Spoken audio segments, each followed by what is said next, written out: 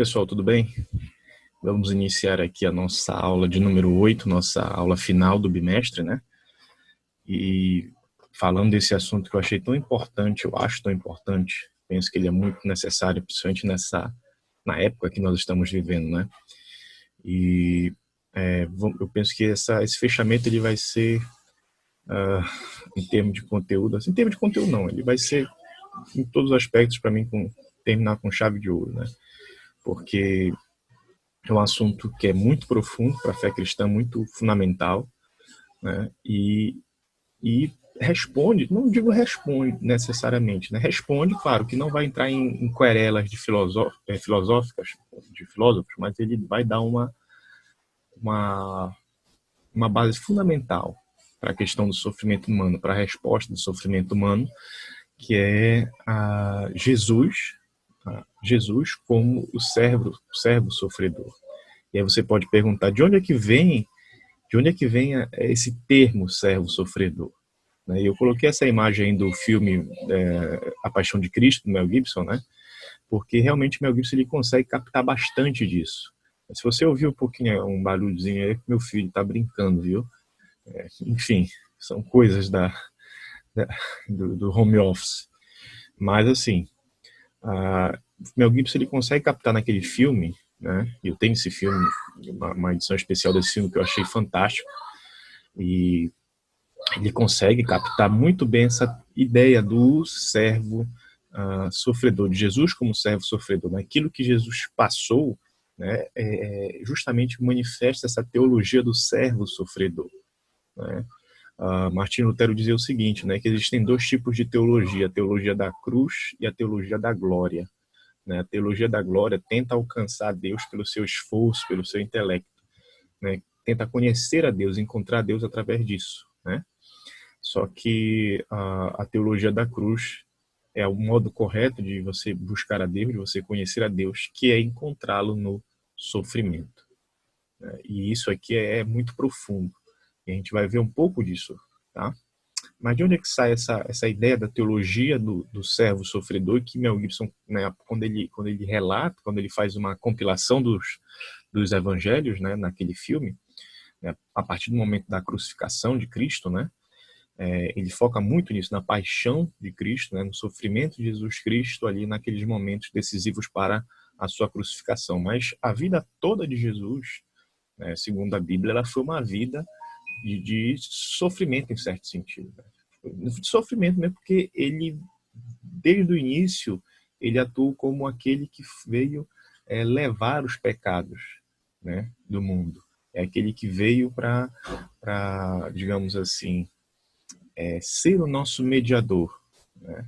E para isso era necessário que ele levasse uma vida de obediência perfeita, né? E ele, como filho de Deus, ele assume a nossa natureza humana, né?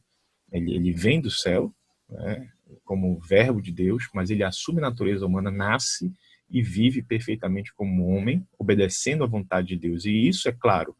E como mediador, como aquele que vai, digamos assim, pagar o preço pelos nossos pecados, ele experimenta sofrimento, ele experimenta angústia, ele experimenta dor. E a gente vai ver isso a partir do capítulo 53 de Isaías.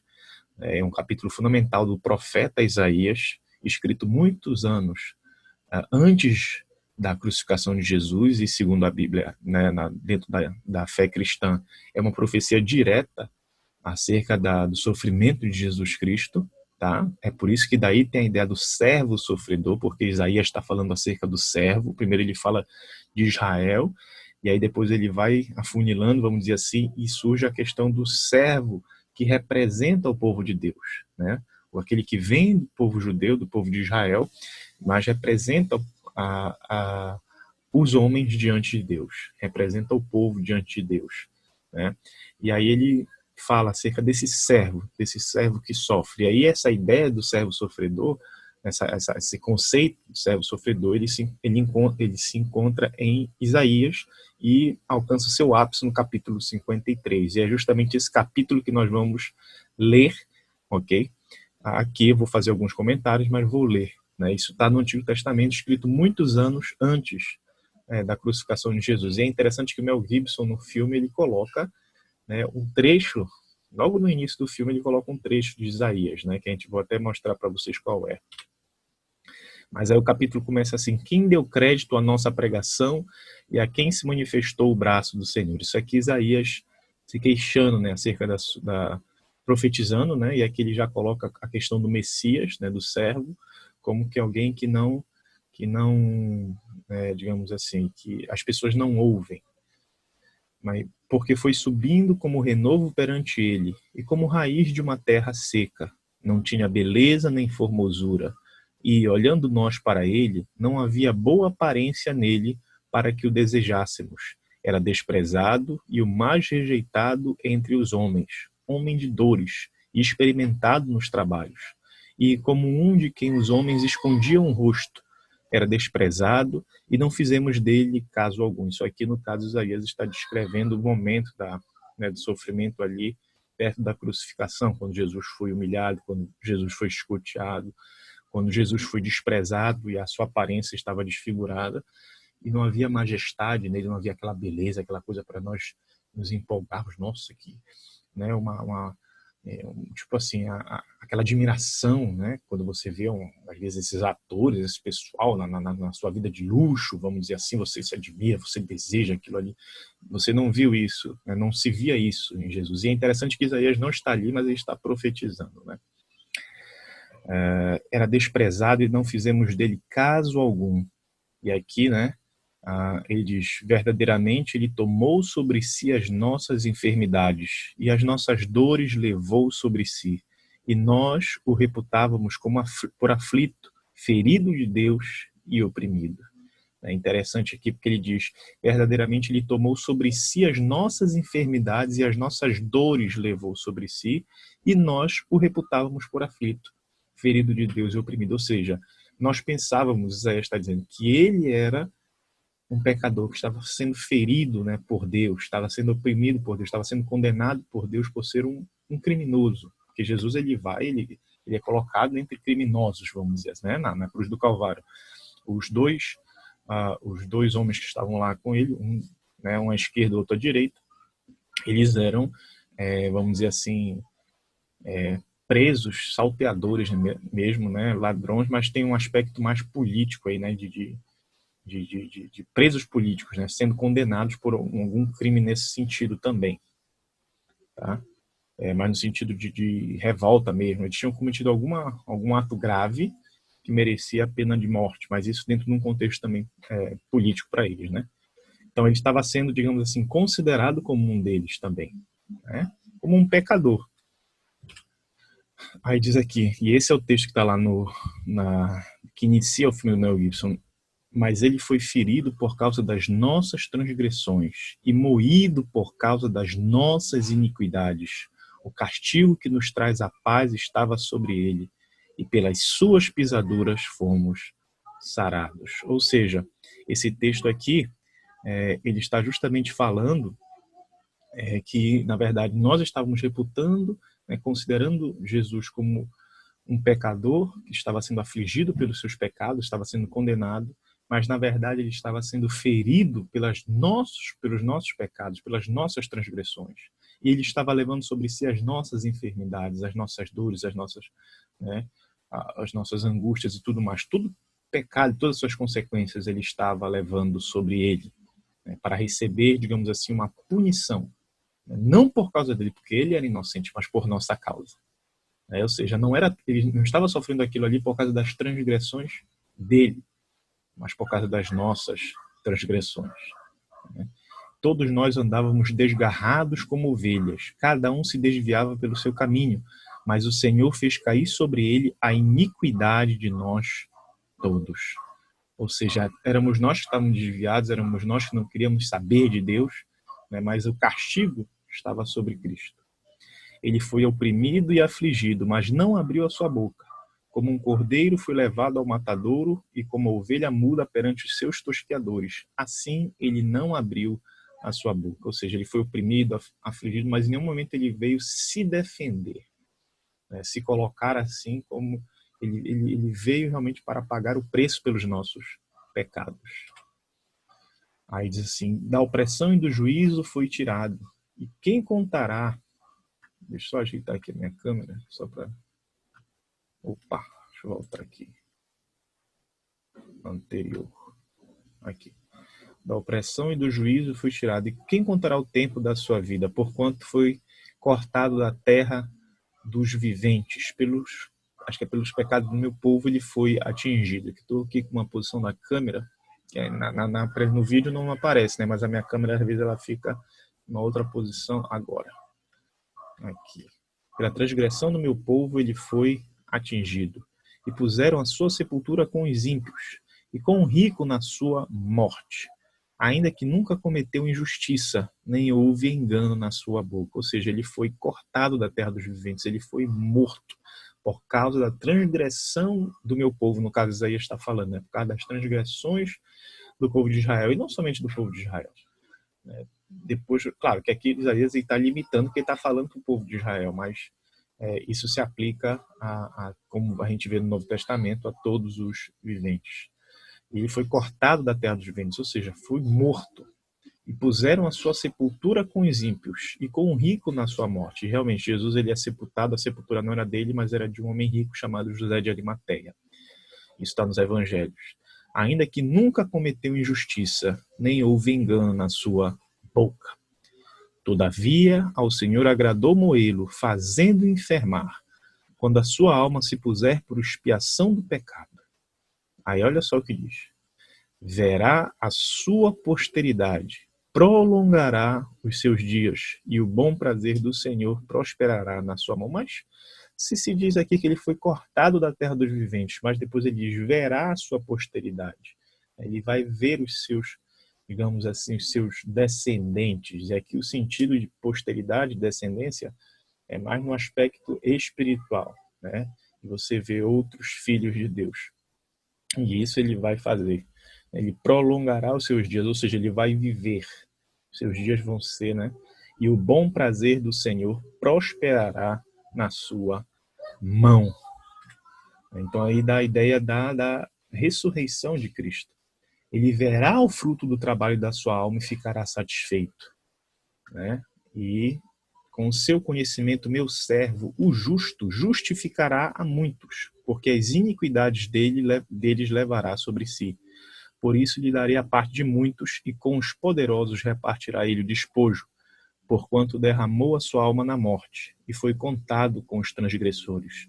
Mas ele levou sobre si o pecado de muitos, e pelos transgressores intercedeu, ou intercedeu pelos transgressores. Pode ser como está aqui na nossa versão. Então você vê o seguinte, querido. Para você entender a questão do sofrimento, tudo mais dentro da, vamos dizer assim, a fé cristã ela afirma isso.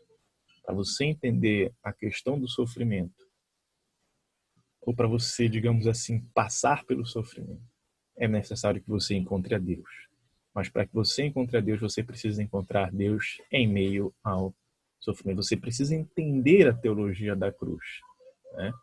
E nós passamos por sofrimento, por tristezas, porque, como eu já falei em outras aulas, nós vivemos em um mundo caído, nós vivemos em um mundo, né, de pecado, sujeito à morte, sujeito à enfermidade.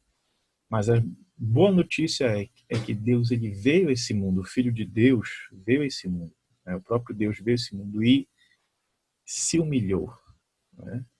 Ele se humilhou, sofreu como nós. Ele sabe o que é padecer. Ele é alguém experimentado no sofrimento, nos trabalhos. Ele sabe o que é padecer. É isso. Deixa eu só ver aqui. Aqui, ó, ele foi ferido por causa das nossas transgressões e moído por causa das nossas iniquidades. É interessante isso, porque muitas vezes nós sofremos por causa dos nossos pecados ou dos pecados de outros. Mas Jesus, ele sendo inocente, sendo perfeito, ele sofre por amor de nós. Ele recebe a ira de Deus, a condenação de Deus por amor de nós, para que nós pudéssemos ser justificados, né? E aqui, ó, ele diz aqui, ó, homem de dores, experimentado nos trabalhos. E isso é muito profundo, queridos, porque assim, se nós sofremos, se você sofre, é importante que você entenda que o Filho de Deus também sofreu. E sofreu de uma forma muito maior. né?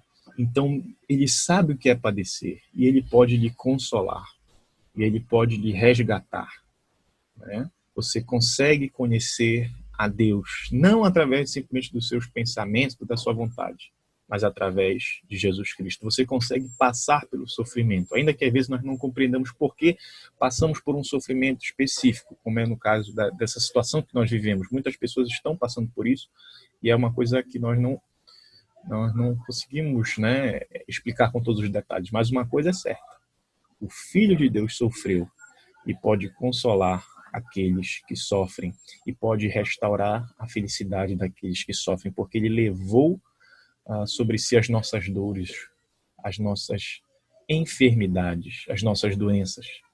Por isso ele pode nos trazer cura, ele pode nos trazer perdão, ele pode nos trazer restauração, né? Então, através do sofrimento, podemos conhecer a Deus, porque nós olhamos para esse momento para Jesus e recebemos conforto e consolo, porque Ele sabe o que é padecer, o que é sofrer, muito mais do que nós, e pode nos trazer consolo, salvação, perdão e um futuro, no caso, uma esperança, né? Porque ele, digamos assim, ele conseguiu completar a obra que Deus deu para ele, né? E ele pode, ou seja, nos justificar, nos declarar inocentes das nossas faltas diante de Deus e pode nos trazer para perto dele, né? E isso é muito profundo, né? Eu queria finalizar essa aula com a frase de Martinho Lutero, que entendeu isso muito bem, né? Que a presença de Deus era despercebida,